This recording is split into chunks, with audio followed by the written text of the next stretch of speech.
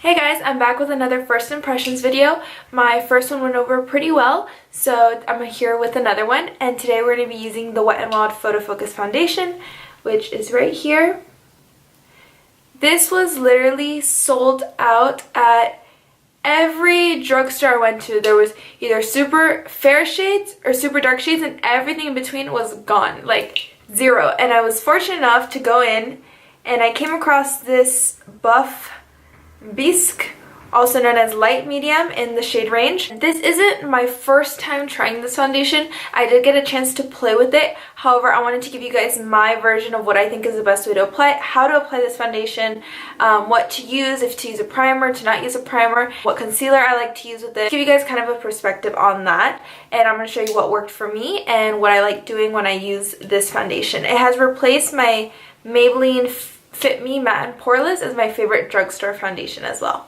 So here I have my bare face. I did do my eyebrows and my eyes, and I am wearing bunny ears today. Look how cute they are. I got them from Forever 21 to hold my little flyaways back because I have a ton of those. The primer that I like best with this foundation, to use with this foundation, this is by Touch in Sol, and this is the No Pore Blum Primer.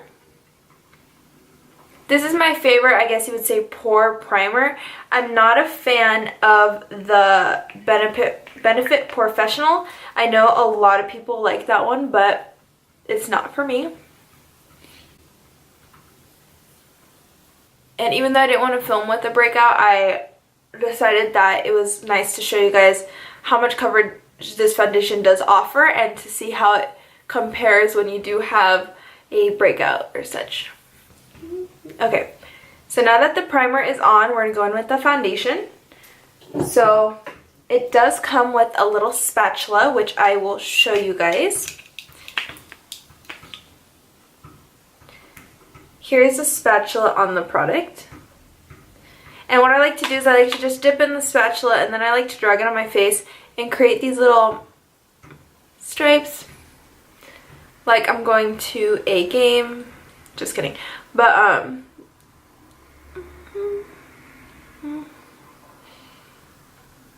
so when it comes to blending this product into the face, I prefer to use a beauty blender rather than a brush. I found that the brush, even though it does not absorb as much of the product, didn't leave me such a smooth finish as it does when I use the beauty blender. Blending the foundation.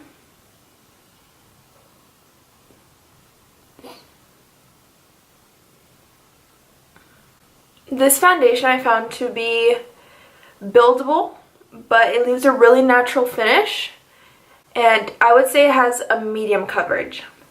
I'm going to go in with another layer just in the areas that need more coverage, so you can still see my breakout spots showing through the foundation. I did use a super light layer of this, however. So this is where I'm going to show you that it is buildable, and we still have concealer and all that.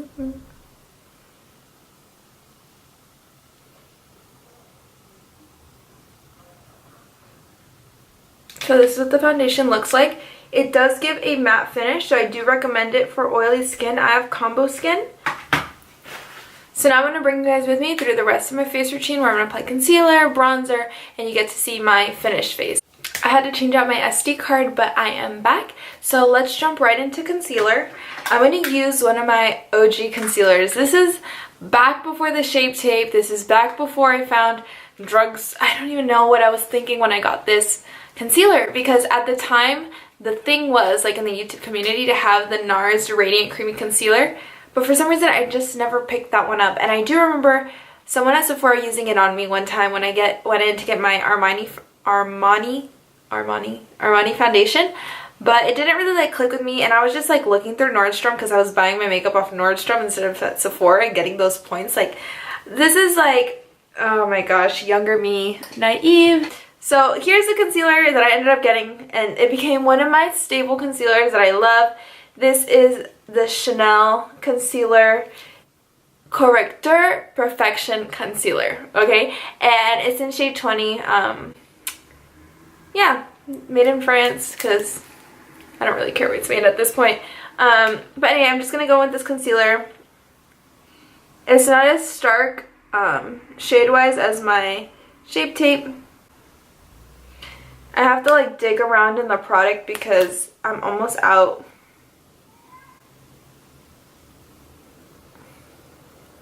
Today was actually a day where I went through my second L'Oreal Brow Stylist Definer, and I was really sad. I did this eyebrow, and then I went and I did this one, and I tried to turn the thing, and no more product came up, and I was like, oh my god, I'm not gonna have enough for my eyebrow. But luckily I powered through and just did how I could, but I'm gonna have to go and get one of those ASAP. As I've said in a lot of my other videos, I like it better than the Anastasia, and it works just as well, if not better in my opinion. I did have the Anastasia one, for anyone wondering. Just for kicks. I don't even need concealer on my nose.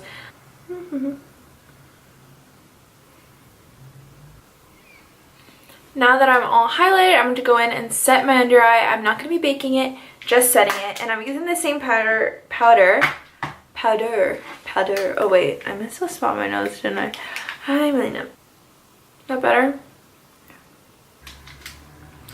So now I'm going to go ahead and powder up. I'm using the same powder I used in my last first impressions video. It's just the Kat Von D translucent. I already opened it, but you can kind of see it right here. It has a little star sifter, which I think is such a cute detail. Ooh, I just dug my nail into the palette. Okay.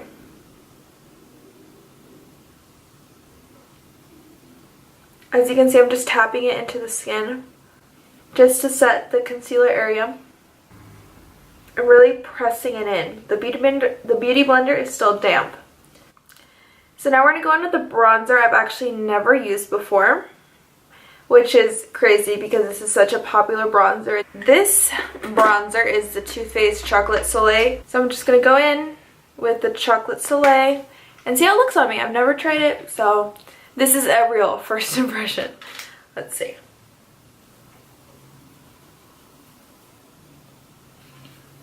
I have to say it smells really good.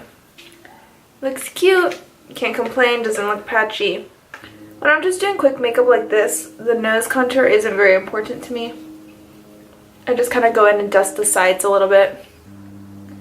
Too Faced products, like the chocolate stuff, smells so good. For highlight today, I'll be using the Sleek highlighting palette, and I'm going to be using this apricot shade right here. So I'm just going in with a little Morphe fan brush to do this. Going right here, my cheekbones. It's the same highlight I have on my eyebrow. It looks so pretty, and I didn't even wet my brush or anything. I'm back, and I just grabbed the same little brush I used to highlight my brow bone, and I'm going to take in that same highlight and putting it in my outer corners. Ta-da! Ooh, so pretty, so pretty. And I'm going to put on some mascara on my lower lashes as well. Okay, so for my lower lashes, I'm going to be using the Too Faced Better Than Sex mascara. This is a mini version. The bigger version, it's one of my favorite mascaras. I have the bigger version in my car. The console is what that middle piece is called, which someone commented on one of my other videos when I was doing what's in my everyday bag video. Mini rant about that video, YouTube actually took it down, saying that it violated guidelines, and I was like, there's literally nothing wrong with a what's in my everyday bag video. Violated community guidelines, okay? And I'm like, oh my god, I was like really frustrated in the moment because I was like, there's hundreds and thousands of what's in my everyday bag videos on YouTube, and you take down mine for inappropriate content. So I obviously appealed it, and I was like, excuse me. And luckily they saw their error in their ways, or whoever flagged my video for flagging it, like, thanks. It made me really flustered for a moment, but they put it back up luckily, and I'm very thankful that they decided to put that back because I work so hard on these videos and I try to do my best, and for it to be just like taken away because you didn't follow the community guidelines, except you did. It was just kind of like an injustice situation, but they fixed it, so I'm not mad. I didn't use blush today, but that's okay. I'm not really a blush girl. I've yet to find like that blush that's like speaks to me. I think the closest one would have to be the NARS Orgasm blush. So finally I'm going into my lips with the Too Faced Melted Matte Melted Matte Liquefied Longwear Lipstick, Melted Chocolate in shade Chocolate Honey. So much chocolate in this video. So much chocolate. Okay. I've actually never used this color either, just swatched it on my Snapchat.